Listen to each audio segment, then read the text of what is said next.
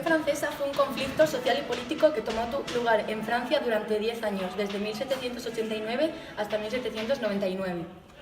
Nos encontramos en pleno siglo XVIII. El sistema económico, social y político, conocido como el Antiguo Régimen, se extendía por toda Europa.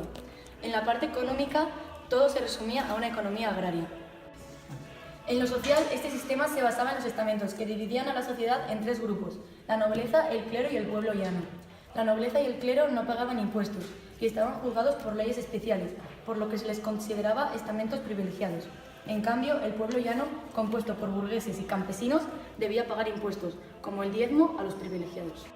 Y en la política, el absolutismo, donde el rey tenía todos los poderes del Estado, era el sistema de gobierno. Este modo de vida tuvo varios fallos que llevaron a la revolución. En primer lugar, los excesivos gastos de la corte del rey Luis XVI y la Guerra Revolucionaria Americana causaron una importante crisis económica. Los impuestos subieron y las malas cosechas provocaron una subida de precios que causaron un notable descontento social. El tercer estado estaba resentido con los estados privilegiados, mientras que la burguesía se encontraba frustrada por su falta de poder político. Además, las ideas de la Ilustración animaron al pueblo a cuestionarse la autoridad de la monarquía, que empezaba a considerarse poco efectiva e injusta. En 1787, el rey convocó una asamblea de notables, que consistía en nobles elegidos por el rey. Durante la asamblea, Calón, el ministro de Finanzas, intentó introducir una reforma en la cual se incluyeran impuestos para los estamentos privilegiados. Como era de esperar, la asamblea rechazó la idea. 2 años después, en 1789, Luis XVI convocó a los Estados Generales en Versalles para tratar la crisis económica. Los Estados Generales eran asambleas excepcionales agrupadas por el rey con representantes de los 3 estados. En esas asambleas, los estamentos presentaban sus reclamos en cuadernos de quejas. El tercer estamento exigió los más privilegios y el voto por persona, y no por estado, ya que así conseguirían una mayoría y una vez más la idea fue rechazada. Después de la asamblea, el tercer estamento se reunió y creó la Asamblea Nacional.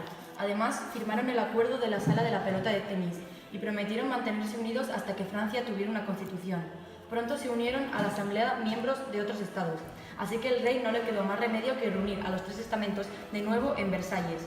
Desde entonces se llamaron la Asamblea Nacional Constituyente.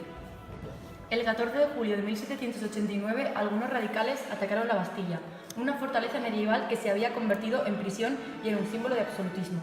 La ola radical que promovía una revolución llegó hasta las zonas rurales, donde los campesinos atacaban castillos de los nobles, y el movimiento conocido como Gran Miedo.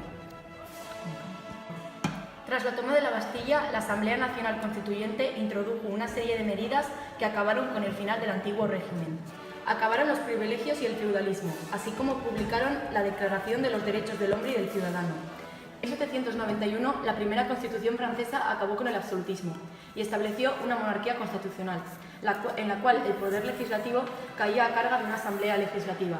El rey se encargaba del ejecutivo y también del judicial, tribunales independientes.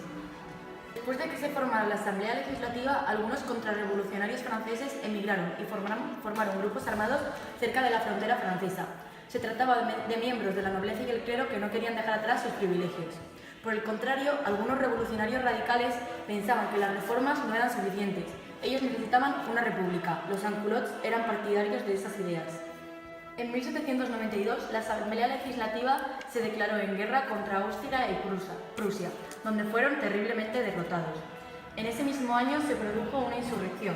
Un grupo de insurgentes, guiados por los jacobinos, atacaron el Palacio de Tullerías y tomaron a la familia real prisionera. La Asamblea Legislativa fue reemplazada por la Convención Nacional, que no tardó en proclamar el fin de la monarquía y establecer una república.